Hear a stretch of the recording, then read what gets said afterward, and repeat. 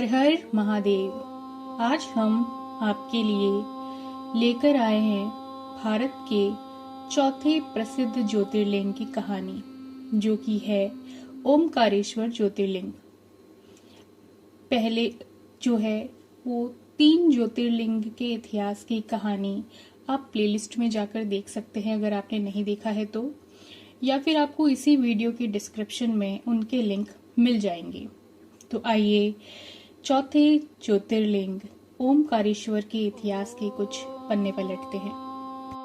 ओमकारेश्वर ज्योतिर्लिंग मंदिर भगवान शिव के 12 प्रमुख ज्योतिर्लिंगों में से एक है और चौथे स्थान पर है। यह मंदिर मध्य प्रदेश के खंडवा जिले में नर्मदा नदी के बीच में मानदत्ता द्वीप पर स्थित है। यहाँ पर जो है वह नर्मदा नदी 2 भागों में बंटकर मानदा द्वीप का निर्माण करती है। यह द्वीप जो है वो करीब 4 किलोमीटर लंबा और 2 किलोमीटर चौड़ा है। यह द्वीप को ऊपर से देखने पर यह ओम के आकार का दिखाई पड़ता है। इसी वजह से यहाँ पर इस जगह को ओमकारेश्वर के नाम से जाना जाता है और इस मंदिर में यह ज्योतिर्लिंग पंचमुखी रूप में स्थापित है। इसी द्वीप के उत्तर में कावेरी नदी बहती है, जो कि चौड़ी है और उथली है। उत्तर में नर्मदा है, जो कि संकरी और गहरी भी है। ओमकारेश्वर में नर्मदा नदी और कावेरी नदी का संगम होता है। हिंदू धर्म में ओमकारेश्वर ज्योतिर्लिंग को लेकर कई धार्मिक मान्यताएं हैं, जिसमें सबसे बड़ी मान्यता यह है कि भगवान भोलेनाथ तीनों लोक का भ्रमण करके प्रतिदिन यहाँ पर रात को सोने के लिए आते हैं। महादेव का यह चमत्कारी और रहस्यमयी ज्योतिर्लिंग को लेकर यह भी मानना है यहाँ पर कि इस पावन तीर्थ पर जल चढ़ाए बगैर व्यक्ति की सारी तीर्थ यात्राएं अधूरी मानी जाती है। यह जो है वो मध्य प्रदेश के इंदौर शहर से लगभग 78 किलोमीटर की दूरी पर नर्मदा नदी के किनारे पर बसा हुआ है। यह एकमात्र ऐसा मंदिर है जो कि नर्मदा नदी के उत्तर में स्थित है। यहाँ पर भगवान शिव नदी के दोनों तट पर स्थित है। महादेव को यहाँ पर ममलेश्वर और अमलेश्वर के रूप में पूजा जाता है।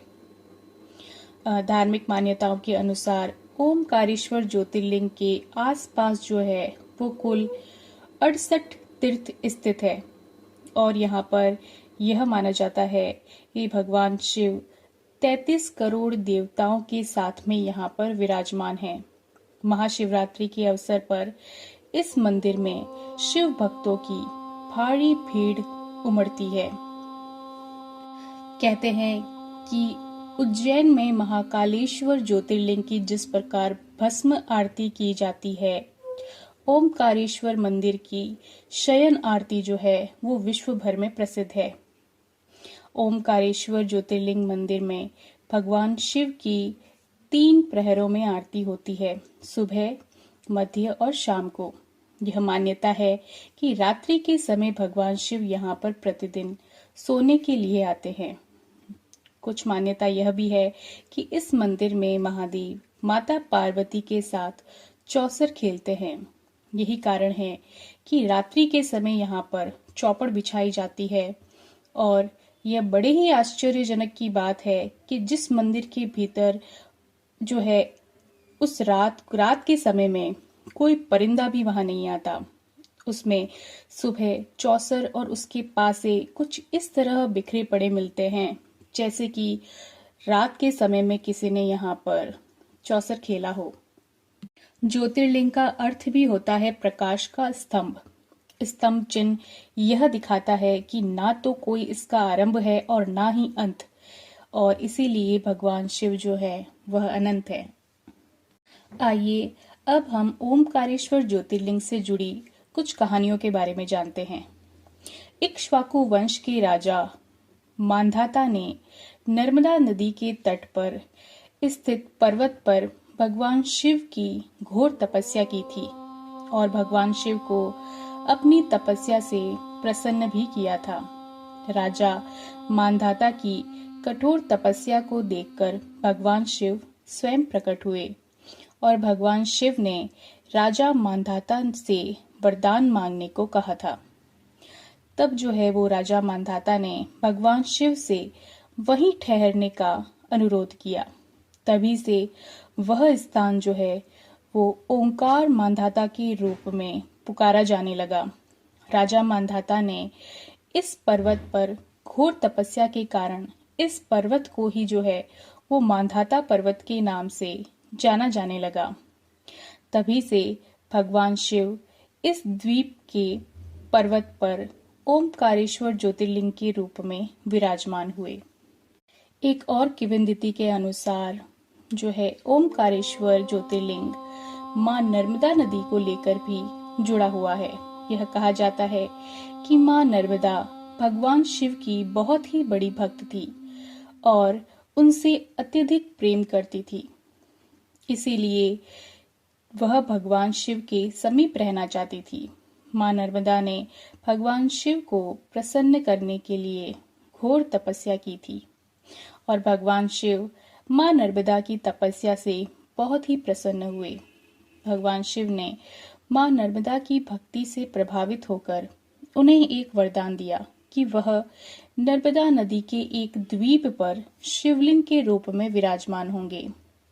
आज वही शिवलिंग ओमकारेश्वर ज्योतिर्लिंग के नाम से जाना जाता है। पौराणिक एक कथा के अनुसार एक बार ऋषि मुनि नारद विंध्याचल पर्वत पर पहुंचे और वहां पहुंचते ही पर्वतराज विंध्याचल ने ऋषि मुनि नारद का बहुत ही आदर किया और सत्कार किया। इसके बाद में पर्वतराज विंध्याचल ने ऋषि नारद से कहा कि मैं सर्वगुण संपन्न हूँ, मेरे पास में तो सब कुछ है। ऋषि मुनि नारद पर्वतराज विंध्याचल की बातों को सुनकर चुपचाप खड़े खड़े सुनते रहे। जब विंध्याचल पर्वतराज की बात खत्म हुई तो नारद ऋषि पर्वतराज विंध्याचल से बोले कि मुझे पता है कि तुम सर्वगुण संपन्न हो, लेकिन फिर भी तुम सुमेरु पर्वत से छोटे हो। सुमेरु पर्वत को देखो, जिसका भाग देवलोकों तक पहुंच जाता है, परंतु तुम तो सुमेरु पर्वत की भांति वहां तक कभी नहीं पहुंच सकते। इसीलिए तुम सुमेरु पर्वत की बराबरी कभी नहीं कर पाओगे। नारद ऋषि की यह बात सुनकर पर्वतराज विंध्याचल अत्यधिक विचलित हो उठे और खुद को ऊंचा साबित करने के लिए सोच विचार करने लगे। पर्वतराज विंध्याचल को ऋषि नारद की यह बात बहुत चुभ गई और वह जो है वो बहुत परेशान हो गए, क्योंकि उनके अहंकार की पराजय हो रही थी। अब पर्वतराज विंध्याचल अपने आप को ऊंचा बनाने की कामना के चलते भगवान शिव की पूजा आराधना शुरू कर देते हैं। उन्होंने लगभग 6 महीने तक भगवान भोलेनाथ की घोर कठोर तपस्या की। पर्वतराज विंध्याचल की इस घोर तपस्या से प्रसन्न होकर भगवान शिव प्रकट हुए और भगवान शिव ने पर्वतराज विंध्याचल से वरदान मांगने के लिए कहा। इस पर पर्वतराज विंध्याचल ने कहा कि हे प्रभु, मुझे सद्बुद्धि प्रदान करें और मैं जिस भी कार्य का आरंभ करूं वह सिद्ध हो।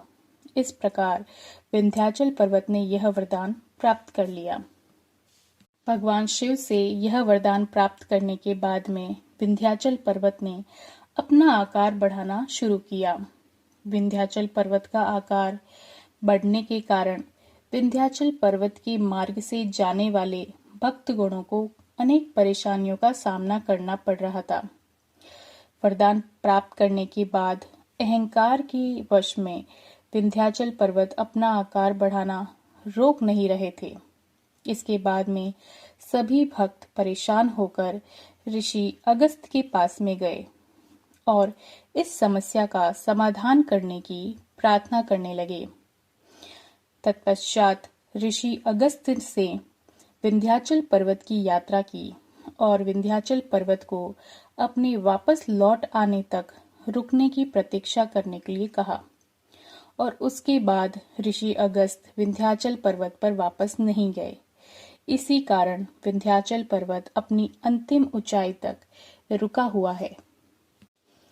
आइए अब ओमकारेश्वर मंदिर की वास्तुकला की विशेषता के बारे में जानते हैं।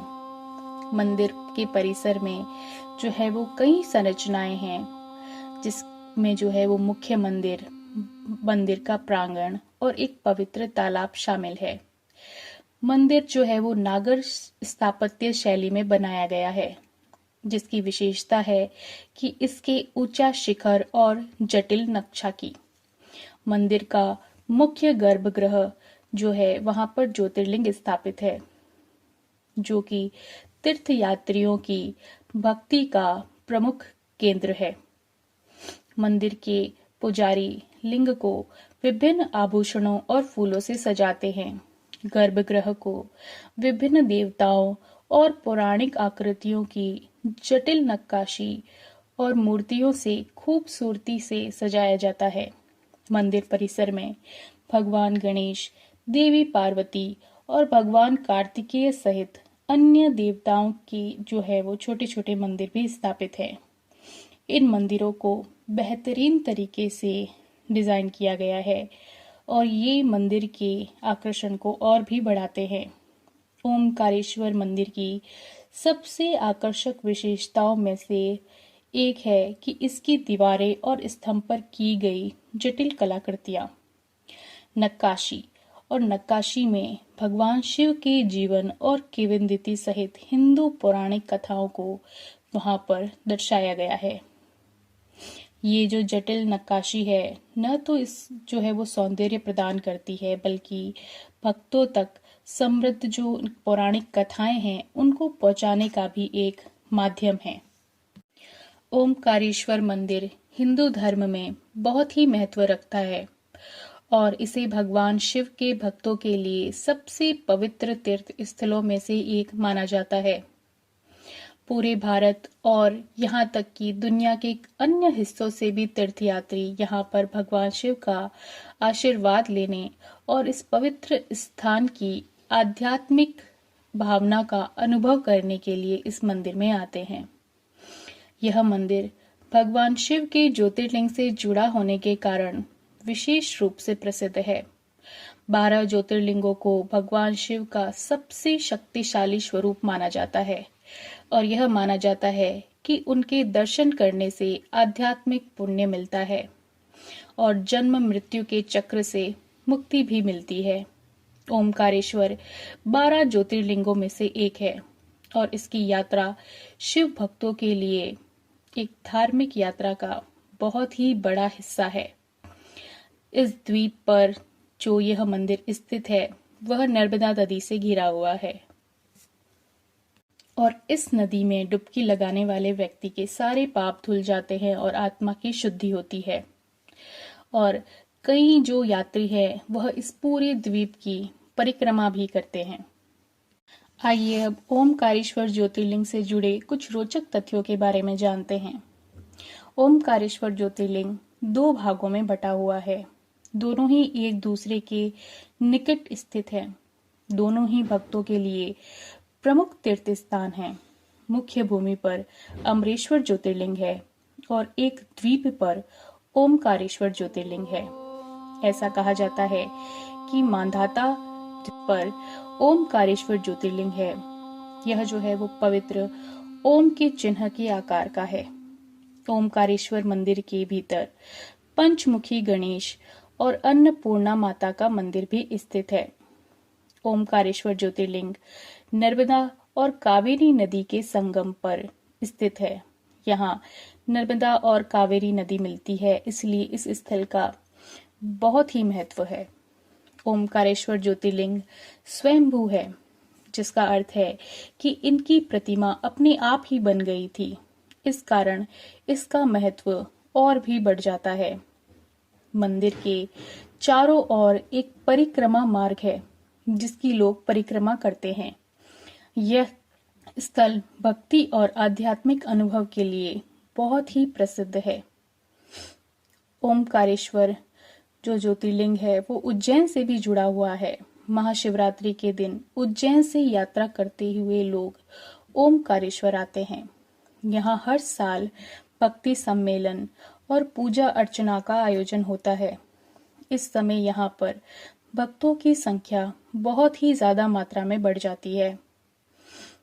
ओमकारेश्वर ज्योतिर्लिंग का दर्शन करके मनुष्य अपने जीवन में आध्यात्मिक उन्नति और संपूर्ण शांति की प्राप्ति करता है।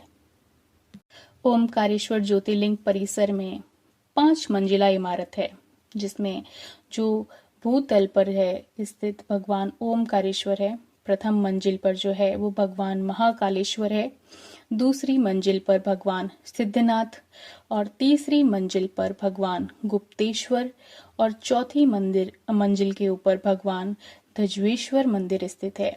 मंदिर में कई ऊंचे ऊंचे शिखर है। मंदिर की प्रमुख विशेषता जो है वो यहाँ पर शिखर ही है। ओमकारेश्वर मंदिर को कई सदियों से कई चुनौतियों का सामना भी करना पड़ा है। जिस द्वीप पर यह मंदिर स्थित है वहां पर मानसून के मौसम में बाढ़ आने का खतरा बना रहता है, जिसके कारण कई बार इस मंदिर का नुकसान हुआ है और मरम्मत के कई प्रयास भी किए गए हैं। हाल ही में जो कई वर्षों में इस क्षेत्र में बढ़ती तीर्थ यात्रा और पर्यटन के प्रभाव के बारे में चिंताएं हो रही है। मंदिर की आध्यात्मिक और स्थापत्य विरासत के संरक्षण को जिम्मेदार पर्यटन और पर्यावरण संरक्षण के साथ संतुलन करने के प्रयास किए जा रहे हैं। हमारे भगवान महादेव का ओमकारेश्वर मंदिर, यह ज्योतिर्लिंग आध्यात्मिक और सांस्कृतिक विरासत का एक जीता जाता प्रमाण है। इसका इतिहास जाने या फिर किंवदंतियां और इसकी स्थापत्य सौंदर्य और इसका धार्मिक महत्व ही जो है वो यहाँ पर लाखों लोगों की गहरी श्रद्धा, भक्ति और भीड़ को आकर्षित करता है। यह मंदिर भगवान शिव की दिव्य उपस्थिति का एक प्रतीक है और यहाँ पर आध्यात्मिक साधकों और भक्तों के लिए यह एक शांत और पवित्र स्थान प्रदान करता है। ओमकारेश्वर मंदिर में जाना सिर्फ कोई एक धार्मिक यात्रा नहीं है, बल्कि एक सांस्कृतिक और ऐतिहासिक अनुभव भी है। यह लोगों को अपनी आध्यात्मिक जड़ों से जोड़ने और प्राचीन परंपराओं और लोगों को ज्ञान में डूबने का एक मौका देता है। आइए अब ओमकारेश्वर ज्योतिर्लिंग में मंदिर के दर्शन का समय क्या है उसके बारे में जानते हैं। यहाँ पर जो है मंदिर में दर्शन करने का समय सुबह 5 बजे से रात्रि के 9 बजे तक रहता है। अगर आप यहाँ पर श्रावण के महीने के दौरान आ रहे हैं तो यहाँ पे श्रद्धालुओं की बहुत ज्यादा भीड़ मिल सकती है। ओमकारेश्वर मंदिर की यात्रा के लिए इसीलिए जो सबसे अच्छा समय है वह अक्टूबर से मार्च तक का है, जब मौसम ठंडा और सुहावना भी रहता है। और इसी महीनों के दौरान ही महाशिवरात्रि का त्योहार भी पड़ता है, जो आमतौर पर जो है वो फरवरी या मार्च में ही पड़ता है। तो यह त्योहार ओमकारेश्वर मंदिर में बड़े ही उत्साह के साथ मनाते हैं, तो इसी समय में जाना बहुत ही उचित है।